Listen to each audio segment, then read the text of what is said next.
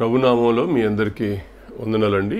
మరో పరిశుద్ధ దినం మిమ్మల్ని అందరినీ కలుసుకోవడానికి దేవుడిచ్చిన మంచి సదవకాశం కొరకై దేవుని స్తుతిస్తున్నాను. అందరూ క్రమం ప్రకారం వచ్చి కూర్చొని దేవుని వాక్యం వింటున్న మీకు నిండు వందనాలు, దేవుని ఆశీర్వాదాలు కలుగునుగాక. గత వారం నేను క్రిస్టియన్ డిసిప్లిన్ గురించి వచ్చే సంగతి మీ ముందు ఉంచాను. తిరిగి ఈరోజు మళ్ళా క్రిస్టియన్ డిసిప్లిన్లో రెండవ భాగాన్ని మీ ముందు ఉంచుతున్నాను. ఉద్రేకాల వద్ద మనం ఎలా క్రమపరచబడాలి అనే సంగతిని ఈరోజు కొంత విషయాన్ని మాత్రం మీ ముందు చేరవేయాలని నేను ఆశపడుతూ ఉన్నాను. మంచిది, ప్రార్థన చేసుకుందాం. ప్రార్థన చేసుకొని వాక్య భాగంలోకి వెళ్దాం. ప్రేమగల మా యేసు ప్రభువా, పరిశుద్ధుడ తండ్రి, మీకు నిండు వందనాలు చెల్లిస్తూ ఈ ఉదయకాలం మాతో వ్యక్తిగతంగా మాట్లాడడానికి మేము ఇష్టపడుతున్నాం. మీరు మాతో మాట్లాడితే మాకు ఆశీర్వాదం, మాకు మేలు, మాకు దీవెన ప్రభువా. కాబట్టి మీ మెల్లని స్వరం మా అంతరంగం ఆస్వాదించినంతగా, వినగలుగునంతగా, మా మనసు గ్రహించినంతగా మీరు మాట్లాడి మమ్మల్ని ఏదో ఒక మంచి విషయం చేత మా హృదయాన్ని మీరు నీ కొరకు ఆకర్షించుకొని సిద్ధపరచండి. ఆత్మీయంగా ఫలించడానికి కావలసినంత మీ కృపనిమ్మని నీ దాసుని చాటు నిలబడుతున్నాను. మీ సహాయం చేసి శ్రేష్టమైన మీ తలంపును పిల్లలకు అందించడానికి కృప చేయండి. యేసుక్రీస్తు ప్రభు పరిశుద్ధ నామంలో కృతజ్ఞతతో ప్రార్థిస్తున్నాను తండ్రి, ఆమెన్. గత వారం నేను మనసుని ఎలా కంట్రోల్ చేసుకోవాలి అనే సంగతిలో, కంట్రోల్ చేసుకోవడం, ఆశ నిగ్రహాన్ని ఎలా నిగ్రహించుకోవాలి అనే సంగతిలో నేను క్రమశిక్షణలో భాగంగా చెప్పాను. ఈ వారం ఉద్రేకాలు కలిగినప్పుడు ఎలా మనల్ని మనం క్రమశిక్షణలో పెట్టుకోవాలి అనే మరొక చిన్న సందర్భాన్ని మీ ముందు ఉంచాలని ఆశపడుతూ ఉన్నాను. మనసును కంట్రోల్ చేసుకోవడం, ఆశను నిగ్రహించుకోవడం క్రైస్తవ విశ్వాసికి ఎంత ప్రాముఖ్యమో, ఉద్రేకాలు కలిగినప్పుడు వాటిని క్రమం చేసుకోవడం, దాన్ని క్రమశిక్షణాయుతంగా లోబర్చుకోవడం కూడా అంతే అవసరం. ఏది అవసరం లేనిది లేదు. క్రైస్తవ జీవితం అంతా చనిపోయేంత వరకు, ప్రభువు రక్షించింది మొదలు, మనం రక్షించబడింది మొదలు, ప్రభు మనని పరలోకం చేర్చుకునేంత వరకు మనం క్రమశిక్షణాయుతంగానే ఉండాలి. పరలోకంలో దేవదూతల వలె ఆయనను పోలి మనం ఉంటాం. కానీ అప్పటి వరకు మనం ఖచ్చితంగా నేర్చుకుంటూనే ఉండాలి, మనల్ని మనం క్రమపరుచుకుంటూనే ఉండాలి అనే సంగతిని నేను మరలా జ్ఞాపకం చేస్తున్నాను. ఎప్పుడు ఇది వచ్చింది చాలిది అనడానికి ఎక్కడ లేదు. క్రైస్తవ జీవితానికి చాలదు. పండు వృద్ధాప్యంలో, ముసలితనంలో మంచం మీద పడుకుంటూ కూడా మేము ఈ శ్రమల వలన మేము ప్రభువుని నేర్చుకుంటున్నామని చెప్పిన పెద్దవారు కూడా లేకపోలేదు. కనుక చనిపోయే ముందు కూడా క్రమాన్ని నేర్చుకున్న వాళ్ళు అనేక మంది ఉన్నారు. కాబట్టి ఈ విషయాన్ని జ్ఞాపకం చేస్తున్నాను. వచ్చిన సంగతి, సామెతల గ్రంథంలో సొలొమోను, జ్ఞాని అయిన సొలొమోను ఒక శ్రేష్టమైన సంగతి రాశాడు. 15వ అధ్యాయం 28వ వచనంలో, నీతిమంతుని మనసు యుక్తమైన ప్రత్యుత్తరం ఇచ్చుటకు ప్రయత్నించును అన్నాడు. నీతిమంతుడంటే మనమే. ఎవరు రక్షించబడ్డారో, రోమపత్రికలో చెప్పినట్లు ఆయన మనని నీతిమంతులుగా మార్చారు. కాబట్టి ఆయన మనకు కలుగజేసిన నీతిని, మన నీతి అయితే మురికి గుడ్డ, కానీ ప్రభు మనకు ఆపాదించిన ఆ నీతి ఎప్పుడైనా యుక్తమైన ప్రత్యుత్తరం ఇవ్వడానికి ఇష్టపడుతుంది. మన మనసు నీతిదాయకమైందని మనం గ్రహించినప్పుడు, ప్రభు రక్తంలో కడగబడిన నీతిమంతుడు ఎప్పుడు ఇలాగే ఆలోచిస్తాడు. కాబట్టి ఈ విషయాన్ని జ్ఞాపకం చేస్తూ ఉన్నాను. చెడ్డవాడు మూర్ఖంగా మాట్లాడతాడు, చెడ్డవాడు ఇష్టానుసారంగా మాట్లాడతాడు, ఏమైనా మాట్లాడతాడు. కానీ ఉద్రేకాలు కలిగినప్పుడు మనం ఎలా ప్రవర్తించాలా, మనల్ని మనం ఎలా డిసిప్లిన్ చేసుకోవాలా అనే విషయాన్ని మనం కొంచెం జాగ్రత్తగా ఆలోచిస్తే, ఉద్రేకం ఎప్పుడు వస్తుంది అనే క్వశ్చన్ మళ్ళీ మన ముందుకు వస్తుంది. ఉద్రేకం రాని మనిషి ఎవరు? ఉద్రేకం రాని మనిషి ఎవరు? అసలు ఉద్రేకాలు ఎవరికి ఉండవు? ఉద్రేకం అనేది ఎప్పుడు మనకు వస్తుంది అని అంటే, ఒక బ్యాడ్ న్యూస్ విన్నప్పుడు ఉద్రేకపడతాం. చాలా ఉన్నాయి, చాలా సందర్భాలు ఉన్నాయి. ప్రేమను తట్టుకోలేనప్పుడు మనం ఉద్రేకపడతాం. శత్రువు మన మీద దాడి చేస్తున్నాడు అన్నప్పుడు మనం ఉద్రేకపడతాం. వినగూడని సంగతులు మనం వినినప్పుడు మనకు ఉద్రేకాలు రేగుతాయి. అలాంటప్పుడు మనం ఉద్రేకపడి ఒక తప్పుడు నిర్ణయం తీసుకునే ప్రమాదం ఉంది. కాబట్టి ఉద్రేకాలు వచ్చినప్పుడు మనం ఏం చెయ్యాలి అనంటే, ఇక్కడ అంటాడు, నీతిమంతుని మనసు యుక్తమైన ప్రత్యుత్తరం ఇచ్చుటకు ప్రయత్నించును, భక్తిహీనుని నోరు చెడ్డ మాటలు కుమ్మరించును అన్నాడు. ఏ పరిస్థితుల్లోనైనా భక్తిహీనుడవుతే ఖచ్చితంగా చెడ్డ మాటలు మాట్లాడతాడు, ఇష్టానుసారంగా మాట్లాడతాడు, పిచ్చి పిచ్చిగా మాట్లాడతాడు. ఉద్రేకం కదా, ఏం మాట్లాడతాడో అతనికి తెలియదు, ఏం చేస్తాడో కూడా తెలియదు. కాబట్టి ఇప్పుడు క్రైస్తవ విశ్వాస జీవితంలో ఏముండాలి అనంటే, ఇందులోనే రాస్తాడు 21వ వచనంలో, బుద్ధి లేని వానికి మూఢత సంతోషకరము, వివేకము గలవాడు చక్కగా ప్రవర్తించును అన్నాడు. వివేకము గలవాడు చక్కగా ప్రవర్తించును అన్నాడు. కనుక ఉద్రేకాలు వచ్చినప్పుడు క్రైస్తవ అంతరంగంలో ఈ వివేకం అనేది లేకపోతే అది ఎటు దారి తీసుద్ది అనంటే, ఈ వివేకం అనేది లేకపోతే మన హృదయాలు ఖచ్చితంగా ప్రతి ఉద్రేకాన్ని స్వీకరిస్తాయి.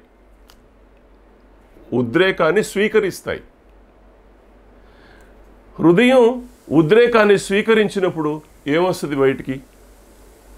హృదయం నిండి ఉన్న దాన్ని బట్టి వాడి పెదాలు మాట్లాడతాయి, వాక్యం చెప్తుంది. కాబట్టి మన హృదయం ఉద్రేకాన్ని స్వీకరించినప్పుడు మనం ఖచ్చితంగా భక్తిహీనుడు మాట్లాడినట్టు మాట్లాడతాం, చెడ్డవాడు మాట్లాడినట్టు మాట్లాడతాం. కనుక ఈ విషయాన్ని జ్ఞాపకం చేయ, బుద్ధిహీనుడు మాట్లాడినట్టు మాట్లాడతాం. బుద్ధిహీనత మనకు సంతోషకరం, వాక్యం చెప్తుంది. కాబట్టి బుద్ధిహీనుడు సంతోషపడతాడు, బూతులు మాట్లాడి ఎలా తిట్టాను రా బాబు అంటాడు. కానీ నీతిమంతుడు మనసు యుక్తమైన దాన్ని ప్రత్యుత్తరం ఇవ్వడానికి ఇష్టపడుద్ది. ఇది ప్రాక్టీస్ చేయాలి, ఇది జీవితంలో ప్రాక్టీస్ చేస్తే వచ్చే అనుభవం ఇది. ఈ సాధనం అనేది ఎప్పటిదాకానంటే చచ్చిపోయేంత వరకు గుర్తుపెట్టుకోవాలి, చనిపోయేంత వరకు. కాబట్టి వివేకంతో ప్రవర్తించడం అనే ఒక శ్రేష్టమైన ఆలోచన మనందరి అంతరంగంలోకి రావాలా. ప్రత్యేకంగా క్రైస్తవ విశ్వాసుల జీవితాల్లో ఇది అత్యంత ప్రాముఖ్యమైన సంగతి. దీన్ని ఎవరు మర్చిపోవడానికి వీల్లేదు. నేను అన్యుల గురించో క్రీస్తుని ఎరగని వారి గురించో నేను మాట్లాడట్లా, మన గురించి మనం మాట్లాడుకుందాం. కాబట్టి ఈ సంగతి చెప్తా ఉన్నాను. జనరల్గా మన ఫ్యామిలీస్లో జరుగుతున్న సంగతులు మీరు చూడండి. మన ఫ్యామిలీస్లో ఒక సంపాదించే సంపాదకుడు అమ్మ చాటు కొడుకు అయ్యాడు అనుకోండి. డ్యూటీకి వెళ్తున్నాడో, బిజినెస్కి వెళ్తున్నాడో, ఇన్ని డబ్బులు సంపాదిస్తున్నాడు, ఇంటికి తిరిగి వస్తాడు, బాగా డబ్బు ఉంది, అమ్మ చాటు కొడుకు అనుకోండి. ఆ ఇంట్లో కోడలకు ఎంత రెస్పెక్ట్ ఉంటుందో చెప్పండి, భార్యకు. చాలామందిని మీరు చూడండి, సంపాదించే కొడుకు తల్లి చాటునుంటే, నేను ఆ మాట చెప్తున్నాను, తల్లి చాటు కొడుకు అవుతే, తల్లిని బాగా ప్రేమించేవాడవుతే, అలాంటి తల్లుల్లో కొద్దిమంది, నేను అందరినీ అనలేను కానీ కొద్దిమంది తల్లులు ఎలా ఉంటారనంటే, తమ ఆడపిల్లల్ని ప్రేమిస్తారు కానీ కోడళ్లను ప్రేమించని యజమానులున్న కాలం ఇది. కోడలు అనగానే ఆ అత్తగారికి ఎంత ఉద్రేకం వస్తుందో, ఎంత కోపం వస్తుందో. ఇంటికి రాగానే కొడుకుకు నూరి పోసుద్ది. అంతే, ఆ అమ్మాయికి నెమ్మది ఉండదు, ప్రశాంతత ఉండదు, మనసులో సమాధానం అంతా పోద్ది. భర్త రాగానే రిసీవ్ చేసుకొని కొంతైనా తనతో సంతోషించాలనే భార్య మనసు ఒక్కసారి చివిక్కుమంటుంది. ఇలాంటి కుటుంబాలు ఉన్నాయి. ఒకవేళ అదే యజమానుడు భార్య చాటు కొడుకవుతే ఎలా చెప్పుద్ది కోడలంటే, మీ అమ్మ, మీరు బాధపడతారని నేను చెప్పడం లేదు కానండి, మీ అమ్మ మీరు డ్యూటీకి వెళ్ళింది మొదలు మీరు వచ్చేంత వరకు ఇంట్లో సరిగా చాలా ఇదిగా ఉంటుంది, నేను చెప్పకూడదు అని ఏదో రహస్యం తన లోపల దాచుకొని ఇంకేదో చెప్పకూడదు లోపల దాచుకొని చెప్తుంది అన్నట్టుగా చెప్పేస్తుంది తెలివిగా. ఈయనేం చేస్తాడు పాపం, అలిసిపోయి వస్తాడు కదా, అలిసిపోయి వచ్చి కోపం వచ్చి అంటాడు, అమ్మవు కాబట్టి నేను నిన్నేం అనట్లేదమ్మా, నీకు బుద్ధి లేదా అంటాడు. ఇంట్లో ఏం జరిగిందో తనకు తెలీదు. నేను ఇక్కడ ఏం చెప్తున్నానంటే, వివేకం ఎంత అవసరం. అమ్మ చెప్పినా, కోడలు చెప్పినా, భార్య చెప్పినా, ఆడపడుచు చెప్పినా వినేవాడు లోకు అవుతే చెప్పేవాళ్ళు చాలామంది ఉంటారు. తద్వారా కుటుంబాలు ఎంత నాశనం అవుతాయి, ఎంత పతనావస్థలోకి అవి చేరుతాయి అనే సంగతి నేను మీకు జ్ఞాపకం చేస్తున్నాను. కనుక ఇంట్లో మొత్తం వివేకం అనేది లేకపోతే ఉద్రేకంతో మనం ఏమైనా మాట్లాడతాం, ఒక భక్తిహీనుడు మాట్లాడినట్టు మాట్లాడతాం. మనం రక్షించబడిన వారమే, కానీ అణుచుకోవడం అనేది చాలాసార్లు మనకు చేత కాదు. కాబట్టి ఈ ఉద్రేకాలు వచ్చినప్పుడు నీకు నాకు ఉండాల్సింది ఏంటి అంటే వివేకం.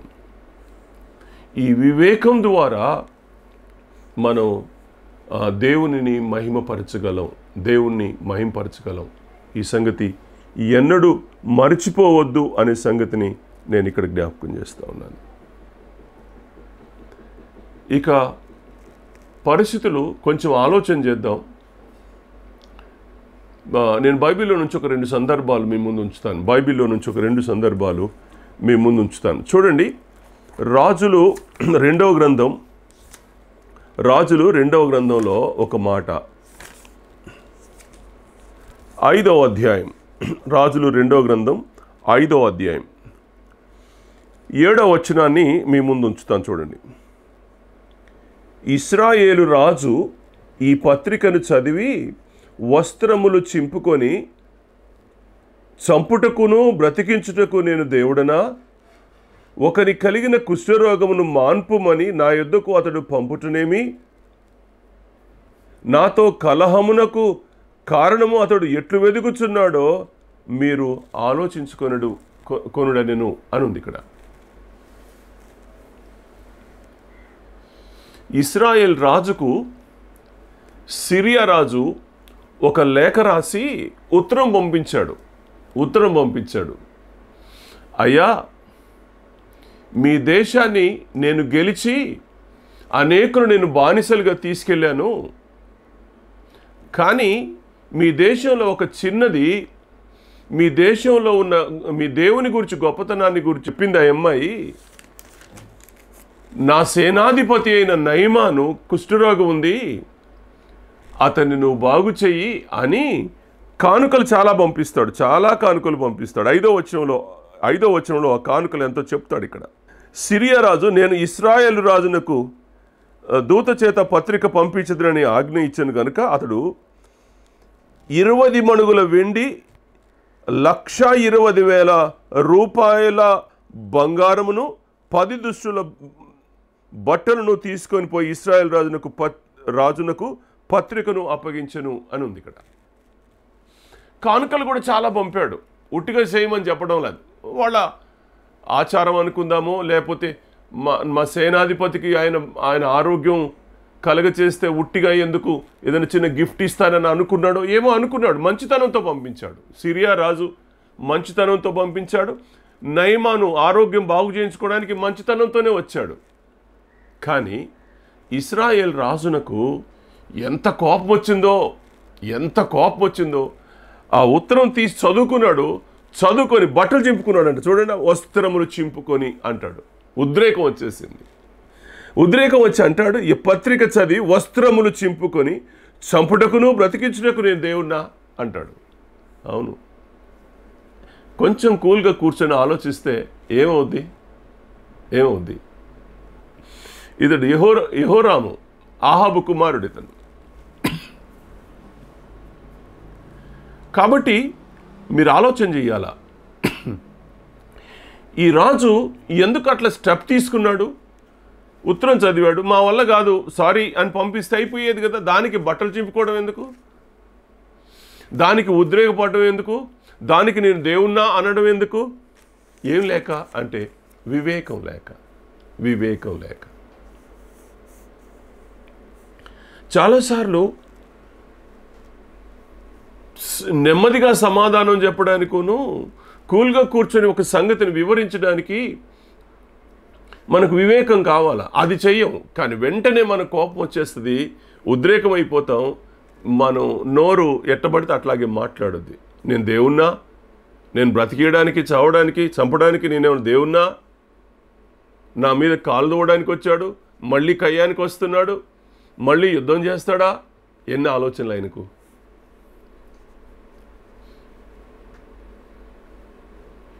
వెనుదిరిగి పోతా ఉన్నాడు, బాధపడ్డాడు. వెనుదిరిగి పోతా ఉంటే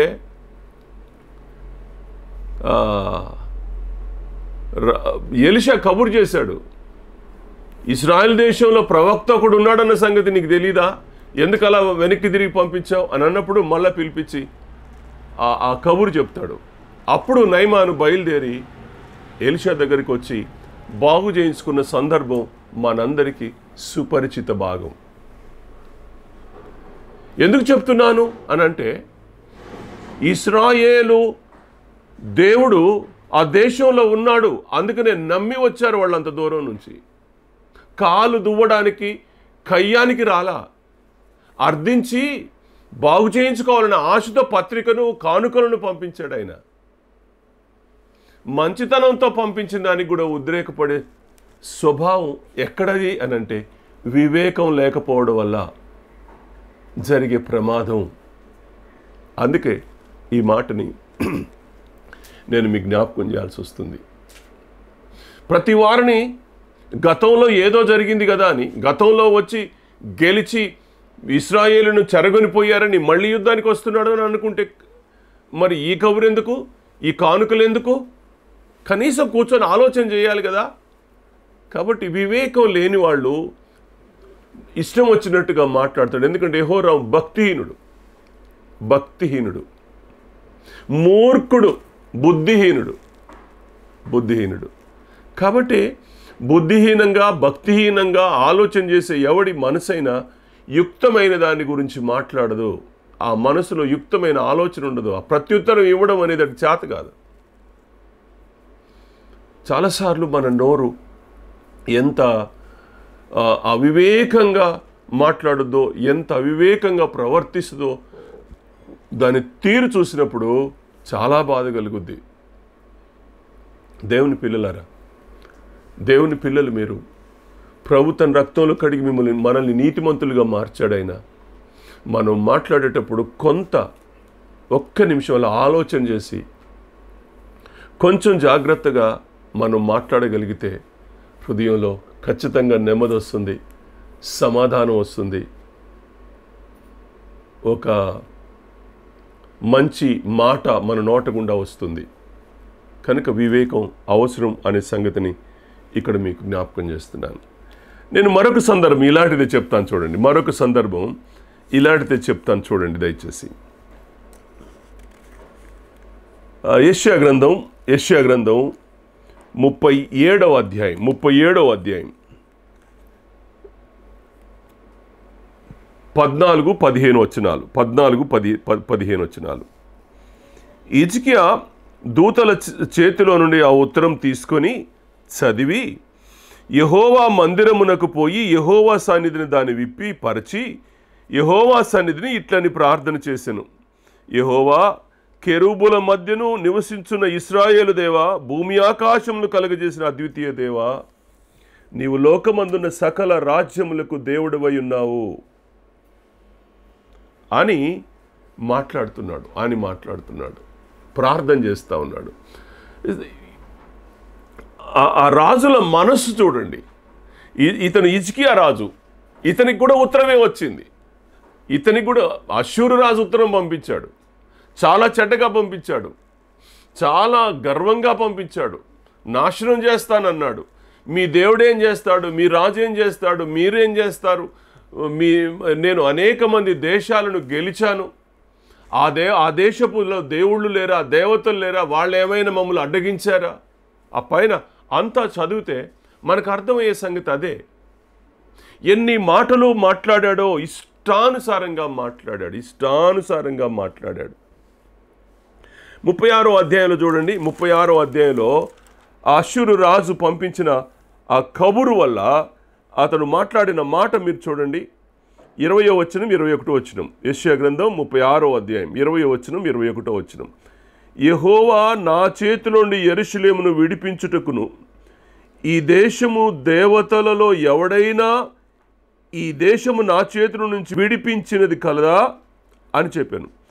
అయితే అతనికి ప్రత్యుత్తరం ఇయ్యవద్దని రాజు సెలవిచ్చియుండుట చేత వారెంత మాత్రమును ప్రత్యుత్తరం ఇయ్యక ఊరుకొనిరి అని ఉంది ఇక్కడ. రాజు హిజ్కియా చేసిన పనేంటి అనంటే, ఇప్పుడు సైన్యం దగ్గరికి వస్తున్నాడు, సైన్యాధిపతుల దగ్గరికి వస్తున్నాడు, ఆ ఉత్తరం పంపడమే కాదు, ప్రగల్భాలు పలుకుతూ ఉన్నాడు. ఏ దేశంలోనైనా దేవతలు ఏమైనా ఎవరైనా నా దేశాలని కాపాడారా? మీ దేవుడు ఏమైనా కాపాడుతాడా? అప్పుడు హిజ్కియా రాజు తన వారితో చెప్పిన మాట ఏంటంటే, వాడు ఎన్నన్నా మాట్లాడుకోనియండి, వాడు ఏమైనా చేయనివ్వండి, మీరెవ్వరూ ఏమీ మాట్లాడొద్దు, ప్రత్యుత్తరం ఇవ్వద్దు, మీ నోట గుండా మాట రానియద్దు. ఎంత మాట్లాడుకుంటాడో మాట్లాడుకొని, ఏమి మాట్లాడుకుంటాడో మాట్లాడుకొని, వాడు ఏమైనా చెయ్యని, మీరెవ్వరూ మాట్లాడొద్దన్నారు. రాజాజ్ఞ ఒక్కరు కూడా మాట్లాడాల. అందరూ మౌనంగా నోరు మూసుకున్నారు, ప్రతి వారు నోరు మూసుకున్నారు. ఆ తర్వాత పనివాని ద్వారా ఉత్తరం రాజుగారు తెప్పించుకొని ఆ ఉత్తరం చదివాడు. చదివిన తర్వాత దేవుని సన్నిధికి వెళ్ళి ఆ ఉత్తరం తెరిచి దాన్ని చదువుకొని ఇప్పుడు దేవునికి ప్రార్థన చేస్తూ ఉన్నాడు. ఈ మాట ఎంత అద్భుతం! అతడు ఇశ్రాయేల్ రాజు. నయమాను ఆ సిరియా రాజు ఉత్తరం తీసుకొచ్చినప్పుడు అతని యాక్షన్ ఎలా ఉందో మీరు చూడండి. అతడు రక్షించబడలా, కానీ రక్షించబడిన హిజ్కియా రాజు, మారు మనసు పొందిన హిజ్కియా రాజు, నీతిమంతమైన ప్రవర్తనతో దేవునికి భయపడే హిజ్కియా రాజు ఉత్తరం తెరిచి దేవుని మందిరానికి వెళ్ళి ఉత్తరం తెరిచి చదువుతున్నాడు, ప్రార్థన చేసుకుంటున్నాడు. అయ్యా అయ్యా అయ్యా. ఇక్కడ కూడా బాధే, ఇక్కడ కూడా ఉద్రేకం వచ్చింది. మీరు 37వ అధ్యాయం 1వ వచనం చూడండి. హిజ్కియా విని తన బట్టలు చింపుకొని గోనె పట్ట కట్టుకొని యెహోవా మందిరమునకు పోయి.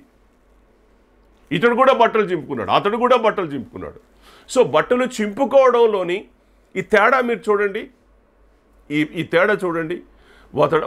అవతల అష్షూరు రాజు పంపించిన ఉత్తరం కానీ, అష్షూరు రాజు పంపించిన సైన్యాధిపతి యొక్క మాటలు కానీ గాయం చేశాయి, నొప్పి కలిగించాయి, బాధ పెట్టాయి. కానీ ఇతడు కూడా బట్టలు చింపుకున్నాడు. కానీ ఎందుకు అనంటే బాధతో బట్టలు చింపుకొని దేవుని సన్నిధికి వెళ్ళాడు. ఇతడు ఎందుకు బట్టలు చింపుకున్నాడు అనంటే, నేను యెహోవాకు ప్రతిగా ఉన్నానా, నేనేమన్నా దేవుడనా అనే భావంతో కాదు. నా దేవుణ్ణి ఇంత నీచంగా మాట్లాడతాడా? ఇతర దేవతలతో నా దేవుణ్ణి పోలుస్తాడా అన్న బాధ. దావీదు గొలియాతు మీదకి యుద్ధానికి పోవడానికి గల కారణం ఏంటి? జీవము గల దేవుని సైన్యాన్ని, జీవము గల దేవుని ప్రజలను గొలియాతు ఇష్టానుసారంగా మాట్లాడినందుకు కోపం వచ్చింది, రోషం వచ్చింది. అందువల్ల గొలియాతును చంపడానికి తీర్మానం చేసుకున్నాడు. దేవుని శక్తిని, దేవుని ఆత్మధైర్యాన్ని తెచ్చుకొని గొలియాతు మీదకి యుద్ధానికి వెళ్ళి అతని హతమార్చడానికి కారణమైంది. రోషం అనేది ఎక్కడ అనంటే దేవుని సన్నిధికి వెళ్ళడానికి రోషం. దేవుణ్ణి ఎవరైనా ఏదన్నా అంటే రోషం రావాలి. అది హిజ్కియాకు వచ్చి బట్టలు చింపుకున్నాడు. నా దేవుని ఇలా అంటాడా? ఆ భావం పిరికితనంతో కాదు, మరో దాంతో కాదు. అందుకనే ఆ బట్టలు చింపుకొని ఆయన చేసినటువంటి ఒక విషయం చూడండి. ఇక్కడ గృహ నిర్వాహకుడకు ఎల్యాకీమును, శాస్త్రియకు షబ్నాను, యాజకుల్లో పెద్దలను, ఆమోజు కుమారుడకు ప్రవక్తని యెరిషా వద్దకు పంపెను. పెద్దల్ని పిలిచాడు, ప్రవక్త దగ్గరికి పంపించాడు. ఈ పని యెహోరాం చేయలేకపోయాడు, ప్రవక్త అయిన ఎలీషా దగ్గరికి పంపించలేకపోయాడు. కానీ హిజ్కియా చేశాడు. వివేకానికి వివేకం లేనివానికి, నీతిమంతుని మనసు యుక్తమైనది ఎలా ప్రవర్తిస్తుందో, ప్రత్యుత్తరం ఇస్తుందో అది నీతిమంతుడికే తెలుసు. బుద్ధిహీనునికి, భక్తిహీనునికి, మారు మనసు పొందని వాడికి తెలియదు. వాడు తీసుకునే స్టెప్ డిఫరెంట్గా ఉంటుంది. ఇది ఎప్పటికీ తప్పే. చాలామంది నేటి క్రైస్తవ కుటుంబాలలో ఈ వివేకాన్ని వాడలేక కుటుంబాల్లో పతనం అవుతున్నాయి. కుటుంబాల్లో నెమ్మది లేకుండా పోతున్నాయి. కుటుంబాల్లో సమాధానం లేకుండా చేసుకుంటున్నారు. చేతులు జోడించి చెప్తున్నాను, బ్రతిమలాడి చెప్తున్నాను, ఎంత సమాధానం, ఎంత నెమ్మది నీ కుటుంబంలోకి రావాలి అని అంటే అంత వివేకంగా నువ్వు ప్రవర్తించాలా. వివేకం గలవాడు మంచిగా ప్రవర్తిస్తాడు. వాక్యం చెప్తున్న సత్యం. అందుకనే ఇప్పుడు పెద్దల్ని పిలిపించి ఆమోజు కుమారుడైన యెషయా దగ్గరికి ఇప్పుడు పంపిస్తా ఉన్నాడు. ఇప్పుడు ప్రవక్త అయిన యెషయా దగ్గరికి పంపించినప్పుడు యెషయా ఇచ్చిన సలహా చూడండి. వీరు గోనె పట్టు కట్టుకొని కొనిన వారై అతని యొద్దకు వచ్చి అతనితో ఇట్లనిరి, హిజ్కియా సెలవిచ్చినదేమనగా, ఈ దినము శ్రమయు శిక్షయు దూషణీయు గల దినము, పిల్లలు పుట్టవచ్చిని గాని కనుటకు శక్తి చాలదు. జీవము గల దేవుని దూషించుటకై అశ్షూరు రాజైన తన యజమానుని చేత పంపబడిన రబ్షాకే పలికిన మాటలు నీ దేవుడైన యెహోవా ఒకవేళ ఆలకించి నీ దేవుడైన యెహోవాకు వినబడి ఉన్న ఆ మాటలను బట్టి ఆయన అశ్షూరు రాజును గద్దించునేమో. కాబట్టి నిలిచిన శేషము కొరకు నీవు హెచ్చుగా ప్రార్థన చేయము అన్నాడు. జీవము గల దేవుని దూషించుటకై అనే మాట మాట్లాడతాడు. అంటే హిజ్కియా బట్టలు చింపుకోవడానికి కారణం ఏంటి? ఉద్రేకం వచ్చింది. కానీ ఎందుకు వచ్చింది ఇతడికి ఉద్రేకం అనంటే జీవము గల దేవుని దూషించినందుకు వచ్చింది. కాబట్టి ఆ రోషం అనేది కొన్నిసార్లు మనకు ఉద్రేకాన్ని తెప్పిస్తుంది. కానీ తను చేసిన కార్యం ఏంటి అనంటే కూల్గా, కామ్గా, ఎవరితో మాట్లాడలా కబురు చేశాడు. యెషయాకి పెద్దలతో కబురు చేశాడు. పెద్దల్ని కూడా గోనెపట్టలు ధరించుకునేలా చేశాడు. పెద్దలు గోనెపట్టలు వేసుకున్నారు, తాను గోనెపట్టు వేసుకున్నాడు. అందరూ కలిసి ఉపవాసాన్ని ప్రకటించుకున్నారు. ఉపవాసాన్ని ప్రకటించుకున్న వాళ్ళు ప్రవక్త దగ్గరికి పంపించారు. ప్రవక్త దగ్గరికి పంపించి ప్రార్థన చేయమని అడుగుతున్నాడు. పరిష్కారం ఎంత బాగా జరుగుతుందో మీరు చూడండి. ఉద్రేకాలు ఏ కారణమైనా కానివ్వండి, అవి నీ ఫ్యామిలీ ప్రాబ్లమ్స్ కానివ్వండి, ఫైనాన్షియల్ ప్రాబ్లమ్స్ కానివ్వండి, అనారోగ్య సంబంధమైన కారణాలు కానివ్వండి, లేకపోతే శత్రు నుంచి వచ్చే కారణాలు కానివ్వండి, ఏ కారణమైనా మనిషి ఉద్రేకపడినప్పుడు కలిగే పరిణామాలు చాలా చెడ్డగా ఉంటాయి అని చెప్పడానికి నేను ఈ మాటలు ఖచ్చితంగా నేను మీతో చెప్తున్నాను. ఇదేమవుద్ది అనంటే ఈ బుద్ధిహీనమైన తలంపులు పొదుగుతాయి. ఈ ఉద్రేకాలు అనేవి ఎలా ఉత్పత్తి అవుతాయి అనంటే ఈ ఉద్రేకం అనేది ఒక బుద్ధిహీనమైన తలంపుల వద్ద పొదిగి అదే పిల్లలు చేస్తుంది. అప్పుడు ఇష్టం వచ్చినట్టు మాట్లాడతాడు. ఎంత మాట వస్తే అంత మాట మాట్లాడతారు. ఈ నిర్ణయాలు ఎంత బ్యాడ్గా తీసుకుంటారో చెప్పలేను. ఎంత బ్యాడ్గా నిన్న సూసైడ్ చేసుకునే వాళ్ళు ఉన్నారు ఉద్రేకాలప్పుడు. ఏమో వాడేదో మోసం చేశాడని ఉద్రేకం వచ్చేసి పోయి సూసైడ్ చేసుకుంటాడు. అప్పులేడేదో ఊపిరి తీస్తాడని వాడు రాకముందే ఉద్రేకం ఆపుకోలేక బుద్ధిహీనమైన తలంపులు పొదిగి పిల్లలు పుట్టి మరణానికి దారి తీసే సందర్భాలు ఎన్ని లేవు. అందుకని ఎప్పుడు కూడా ఒక ఉద్రేకమైన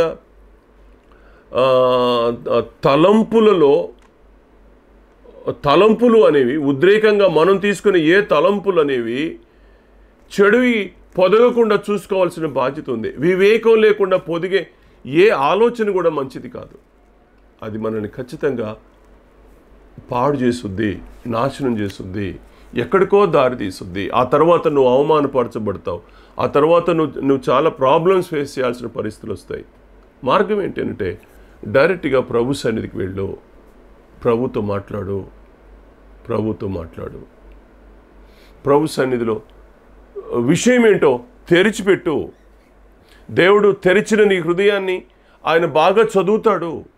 తప్పు నీదే అయినా, ప్రమాదం నీకు వచ్చిన తప్పు నీదే అయినా, నువ్వు తెరవబడిన హృదయంతో ఉత్తరం తెరిచి దేవుని సన్నిధిలో పెట్టిన హిజ్కియా వలె నువ్వు కూడా నీ తలంపులన్నిటినీ ప్రభు సన్నిధిలో తెరిచిపెట్టుకొని ప్రార్థన చెయ్యి. దేవుడు ఎంత అద్భుతమైనటువంటి పరిష్కారాన్ని ఇస్తాడో. వివేకం లేకుండా ఉద్రేకపడితే చేసి పరిణామాలు చాలా చెడుగా ఉంటాయని చెప్పడానికి నేను ఇష్టపడుతున్నాను. ఉదాహరణకు సౌలును మీరు తీసుకోండి. సమూయేలు మొదటి గ్రంథం 20వ అధ్యాయంలో, సమూయేలు మొదటి గ్రంథం 20వ అధ్యాయంలో ఈ మాట నేను చదివి నీకు వినిపిస్తాను. 30వ వచనం నుంచి చూడండి. సౌలు యోనాతాను మీద బహుగా కోపపడి, ఆగడగొట్టు దాని కొడక, నీకును నీ తల్లి మానమునకు సిగ్గు కలుగునట్లుగా నువ్వు యెషయి కుమారుని స్వీకరించిన సంగతి నాకు తెలిసినది కాదా అంటాడు. 33వ వచనంకి వస్తే, సౌలు అతన్ని పొడువ వలనని ఈట విసిరను అందువలన అంటాడు. ఈట విసిరను అనే మాట. ఇప్పుడు సౌలు ఎలాంటి వ్యక్తి మనకు తెలుసు. దావీదుని ఎలా తరిమాడో మనకు తెలుసు. దేనికి తరిమాడు? తన కొడుకుకు రావలసిన రాజ్యాభిషేకం, పట్టాభిషేకం యెషయి కొడుకైన దావీదుకి ఎక్కడొస్తుందో అన్న ఆలోచన మేర తాను తీసుకున్న రాంగ్ స్టెప్ ఇది. తీరా చూస్తే యోనాతాను దావీదును ప్రేమిస్తున్నాడు. ప్రేమించి దావీదునకు ఫేవర్గా మాట్లాడుతున్నాడు కొడుకు. 31వ వచనం అదే, 32వ వచనం అదే. అంతటి యోనాతాను అతడెందుకు మరణశిక్ష నందవలను, అతడు ఏమి చేశానని సౌలును అడగగా, సౌలు అతని పొడవలని ఈట విసిరెను. ఈ మాట చూడండి. ఈటే గతంలో దావీదు మీదకి విసిరాడు. దావీదును పొడిచాడంటే అర్థం ఉంది, ఎందుకంటే శత్రువు కాబట్టి, అతన్ని చంపచూస్తున్నాడు కాబట్టి. దావీదు తన కొడుకు స్థానంలోకి రాకూడదని పొడిచాడు. కానీ ఇప్పుడు ఎవరిని పొడిచాడు? ఎవరి మీద ఈట విసిరాడు? ఎవరిని బూతులు తిడుతున్నాడు? ఆగడగొట్టు దాని కొడుక, నీ మానమునకు సిగ్గు కలుగును గాక, నీ తల్లి మానమునకు సిగ్గు కలుగును గాక అని ఎందుకు మాట్లాడుతున్నాడు? బుద్ధిహీనతలో పుట్టిన ఆ తలంపుల్లో పొదిగిన చెడ్డ మాటలు, బుద్ధిహీనంగా ఆ ఉద్రేకాలు ఎంత పొదిగాయో పిల్లలు పెట్టాయి. అవి సొంత కొడుకు అని కూడా చూడలేదు. నీ తల్లి మానానికి సిగ్గు కలుగును గాక అని తిడుతూ ఈట కూడా విసిరాడు. అంత కోపం దేనికండి? మనకు తెలియని సంగతులు కావివి. కానీ ఉద్రేకాన్ని కంట్రోల్ చేసుకోవడం, ఉద్రేకాన్ని ఎట్లా అనంటే ఒక క్రమశిక్షణతో చేసుకోవాలి, దాన్ని సాధన చేసుకోవాలి.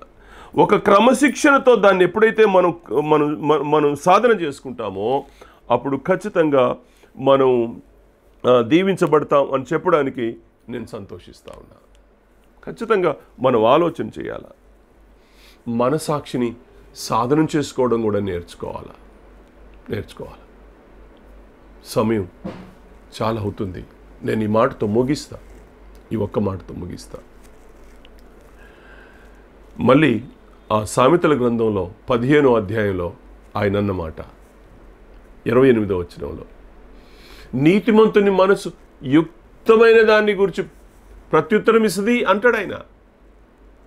కాబట్టి ఒక యుక్తమైనటువంటి దాన్ని గురించి ప్రత్యుత్తరం ఇవ్వడం అనేది ఎవరికి సాధ్యం అంటే నీతిమంతునికి సాధ్యం.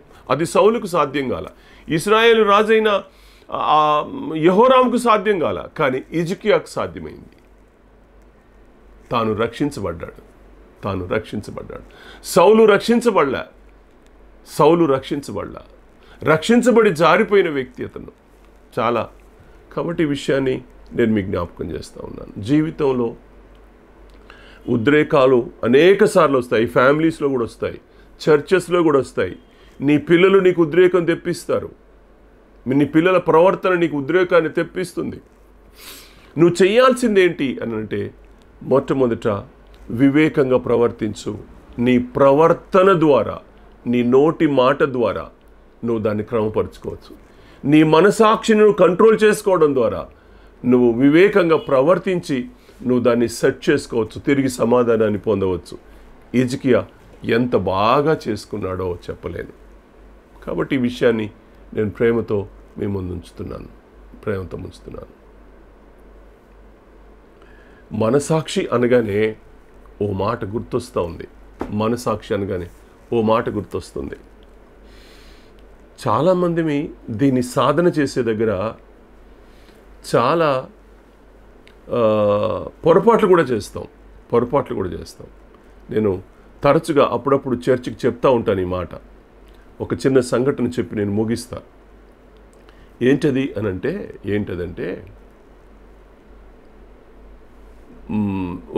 ఒక ఋషి అడవిలోకి వెళ్ళి తపస్సు చేసుకుంటున్నాడు. ఓ చిన్న కుటీరం వేసుకున్నాడు. అదొక మంచి నది ఒడ్డున కూర్చున్నాడు. ఒక కుటీరం వేసుకున్నాడు. ఒక్కడే ఆయన నదిలోకి వెళ్తాడు, స్నానం చేసుకుంటాడు, వస్తాడు, చేసుకుంటా ఉంటాడు. ఆయన తపస్సు ఏదో ఆయన చేసుకుంటా ఉంటాడు. జనసంచారం లేని ప్రాంతం అది. వెళ్ళాడు, తపస్సు చేసుకుంటా ఉన్నాడు. ఏం ఉండదు, నూలు పోగు కూడా లేకుండా ఆయన తపస్సు చేసుకోవడం అనేది అలవాటు చేసుకున్నాడో ఏమో మనకు తెలీదు. తాను స్నానం చేయటం కోసం తన గోచిగుడ్డ తీసి ఓ చోట పెట్టి నదిలోకి వెళ్ళి స్నానం చేశాడు. వచ్చి ఆ గోచిగుడ్డ పెట్టుకొని తపస్సుకి వెళ్దామని రెడీ అవుతుంటే గోచిగుడ్డ కనబడలా. ఆ కుటీరం మాటున ఒక ఎలక కన్నం ఉంది. ఆ ఎలక కన్నంలో ఈ గోచిగుడ్డను తీసుకెళ్ళి ఈ ఎలక అక్కడ పెట్టింది. అబ్బా అని ఆలోచన చేశాడు. ఆలోచన చేసిన వాడు, ఇలా నా కుటీరం చుట్టూ ఎలకలు చేరుతున్నాయి అంటే నా తపస్సుకు భంగం కలిగిస్తున్నాయి, కాబట్టి నా తపస్సుకు భంగం కాకుండా ఉండాలంటే ఒక పిల్లిని తెచ్చుకుంటా అనుకున్నాడు. పిల్లి ఇప్పుడు ఎలకని పట్టాలా?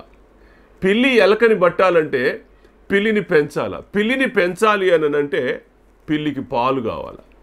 పిల్లికి పాలు పోయాలా? పిల్లికి పాలు పోయాలని ఏం చేశాడు అని అంటే ఒక ఆవును కూడా కొనుక్కొచ్చుకున్నాడు. ఆవును కొన్న తాను ఆవును తపస్సు చేసుకునేవాడు, మరి ఆవును మేపాలి కదా. కాబట్టి ఆవును మేపడం కొరకు తన దగ్గర మనుషులు లేరు. అందుకని ఊర్లో వెతికి ఒక మంచి అమ్మాయిని తీసుకొని వచ్చి, అమ్మాయి నువ్వు ఈ ఆవును మేపి దాని పాలు పిండి పిల్లికి పోయి ఈ పిల్లి ఆ ఎలకల్ని పట్టుకుంటుంది అని ఒక ప్లాన్ లేకుండా బుద్ధిహీనుడై అజ్ఞానై ఆ అమ్మాయిని తెచ్చుకున్నాడు. అమ్మాయి ఏం చేసింది? అలాగే ఋషి గారు చెప్పింది అంతా చేస్తూ ఉంది. అదే ఇంట్లో అదే కుటీరంలో రాత్రిపూట ఈ అమ్మాయి పడుకుంటా ఉంది. ఆఖరికి వచ్చేసరికి జరిగిన సంఘటన ఏంటంటే ఆ అమ్మాయితో జీవితాన్ని కొనసాగించాడు. కొడుకో కూతురో పుట్టింది. ఉద్రేకాలు నీ తపస్సుకు అనేక సార్లు భంగాలవుతాయి. ఉద్రేకం అనేది శత్రువు రేపినప్పుడే కాదు, నీ ఒంటరితనంలో అనేక సార్లు మన జీవితాల్లో ప్రమాదకరమైన పరిస్థితుల్లో పడిపోవడానికి కారణాలు అవుతాయి. నీకు ప్లాన్ ఉండాలి, నీకు ఒక ఆలోచన ఉండాలి, నీకు విధి విధానం ఉండాలి. మనసాక్షి ఏం చెప్పింది ఋషికి? తపస్సు చేసుకోవాలని వచ్చిన వాడు ఇప్పుడు సంసారై కూర్చున్నాడు. ఎంత డీవియేషను, మైండ్ డీవియేషన్ అయింది. నెమ్మది ఉందా ఇప్పుడు అతనికి? తన అంబిషన్ పాడైపోయింది, తన ఆలోచన విధానం పాడైపోయింది, తన పరిశుద్ధ జీవితం పాడైపోయింది. ఏం చేశాడు ఆయన? ఇవాళ క్రైస్తవ సంఘంలో అనేకులు చేస్తున్న పెద్ద పెద్ద పొరపాట్లు, వివేకంతో ఆలోచించక బుద్ధిహీనంగా తీసుకునే ప్రతి నిర్ణయాలు మనిషిని ఎంత పతనావస్థలోకి తీసుకెళ్తున్నాయో. అందుకనే డిసిప్లైన్ చేసుకోవడం, జీవితాన్ని క్రమపరుచుకోవడం అనేది మనం ఎంత బాగా చేసుకుంటే అంత మంచిది అనే సంగతిని నేను మీకు జ్ఞాపకం చేస్తాను. దయచేసి మీరు అర్థం చేసుకుంటారని నేను ఈ మాటలు మీతో చెప్తున్నాను. జీవితాన్ని క్రమపరుచుకోండి. ఉద్రేకాలని ఏ రూపంలో మనకు వచ్చి తాకుతాయో మనకు తెలియదు. శరీరం కూడా నిన్ను ఉద్రేకపరుస్తుంది, నీ మనసు నిన్ను ఉద్రేకపరుస్తుంది, ఎదుటివాడు నిన్ను ఉద్రేకపరిచే మాటల చేత నిన్ను ఒత్తిడి చేస్తాడు. రకరకాలు జరుగుతాయి. అవి ఏ పరిస్థితుల్లోనైనా నువ్వు నిజమైన విశ్వాసి అవుతే హిజ్కియాలాగా నువ్వు దేవుని సన్నిధికి వెళ్ళి ఉత్తరం పరుస్తావు. సౌలులాగా సొంత కొడుకని కూడా చూడవు. తన తల్లి మానాన్ని బయట పెట్టవు. ఇష్టానుసారంగా నువ్వు ప్రవర్తించవు. కోపాన్ని అణుచుకుంటావు. యెహోరాము చేసినట్టు నువ్వు చెయ్యవు. ప్రవక్త ఉన్నాడన్న సంగతి ఎలీషా కబురు చేస్తే తప్ప అతనికి అర్థం కాలేదు. కానీ హిజ్కియాకు ప్రవక్త ఉన్నాడు, మీరు ప్రవక్త దగ్గరికి వెళ్ళి ప్రార్థన చేయండి అని చెప్పాడు. ఈ పని అతను ఎందుకు చేయలేదు? సౌలు కాలంలో సమూయేలు లేడా? ప్రవక్త దగ్గరికి వెళ్ళి కబురు చేయొచ్చు కదా. కానీ ప్రవక్తలను గౌరవించని ఉద్రేకపరులున్న కాలం ఇది. దయచేసి మనకు మనమే తీసుకునే ప్రతి నిర్ణయంలో, మనకు మనమే చేసే ఏ నిర్ణయంలో కూడా అనేకమైన తప్పిదాలు జరుగుతూ ఉంటాయి. ఉద్రేకంగా తీసుకునే ప్రతి నిర్ణయం నిన్ను క్రమంలో పెట్టదు, క్రమశిక్షణలో ఉంచదు. అందుకని మనం ఈ ఎమోషన్స్ దగ్గర మన మనసాక్షిని మనం కంట్రోల్ చేసుకోవాల్సినటువంటి అవసరం 100% ఉంది అని నేను మీకు జ్ఞాపకం చేస్తున్నాను. మన నోటిని కంట్రోల్ చేసుకోవాలా, మన మనసును కంట్రోల్ చేసుకోవాలా, మన మనసాక్షిని కంట్రోల్ చేసుకోవాలా. ఎలా సాధ్యం అంటే దేవుని పాదాల దగ్గరికి వెళ్ళినప్పుడు మాత్రమే సాధ్యమవుద్ది. నా ప్రియ రక్షకుడు సంఘానికి ఇదే నేర్పాడు. ఆయన గెస్సెమనే వనంలో ఆయనకు అన్నీ తెలుసు, కానీ చెమట రక్త బిందువులుగా మారేంత ఉద్రేకం ఆయనకు వచ్చేసింది. నరాలు చిట్లిపోయేంత ఉద్రేకం తనకు వచ్చింది. కానీ ఎవరితో గడిపాడు? నా ప్రభు పాదాల దగ్గర తన తండ్రితో గడిపాడు. తన తండ్రితో గడిపాడు. ఎన్నో సందర్భాలు టెంప్ట్ చేశారు, అతన్ని రాజుగా నియమించాలని టెంప్ట్ చేశారు నా ప్రియ రక్షకుని. కానీ ఉద్రేకపడలా. కాబట్టి ప్రతి చోట వివేకంతో ప్రవర్తించిన మన ప్రభు మనకు మాదిరి. దీన్ని ఎప్పుడు మనం మర్చిపోద్దు. నా ప్రియ రక్షకుని ఈ రక్తం చేత కడగబడిన నీతిమంతులు మన మనసు యుక్తమైన దాన్ని గురించి ప్రత్యుత్తరం ఇవ్వాలి. నీ మాట ఎంత జాగ్రత్తగా ఉండాలి. క్రమపరచబడిన హృదయం నీకు ఉండగలిగితే, క్రమపరచబడిన మనసు నీకు ఉండగలిగితే, క్రమపరచబడిన మనసాక్షి నీకు ఉండగలిగితే నువ్వు యుక్తమైన దాన్ని గురించి ప్రత్యుత్తరం ఇస్తావు. తద్వారా వివేకంతో ప్రవర్తిస్తావు. ఉద్రేకం ఎలాంటిదైనా నెమ్మది, సమాధానం అనేది నీ అంతరంగంలో చోటు చేసుకుంటుంది. దేవునికి మహిమను తీసుకొస్తావు. దేవుడు నిన్ను దీవించును గాక. ఆమేన్. ప్రార్థన చేసుకుందాం. ప్రేమగల తండ్రి, నిండు వందనాలు చెల్లిస్తూ తల వంచుతున్నాను. కొన్ని నిమిషాలు ఉద్రేకాల వద్ద మమ్మల్ని మేము ఎలా డిసిప్లిన్ చేసుకోవాలనే మాటతో మా ముందు కొంచెం ఈ మాటల కొరకై నిన్ను స్తుతిస్తూ ఆరాధిస్తూ, దేవా, మా జీవితంలో అనేకమైన పాఠాలు, మంచి పాఠాలు మాకు నేర్పుతూ మమ్మల్ని ఆత్మీయంగా నడిపించండి, బలపరచండి. భవిష్యత్ కొరకు మమ్మల్ని సిద్ధం చేయండి. మా దేశాన్ని, మా రాష్ట్రాన్ని, మా జిల్లాలను మా సంఘాలను మీరు దీవించి నీ మహిమ కొరకు మీరు ఆశీర్వదించమని యేసు ప్రభు నామంలో ప్రార్థిస్తున్నాను తండ్రి. ఆమెన్.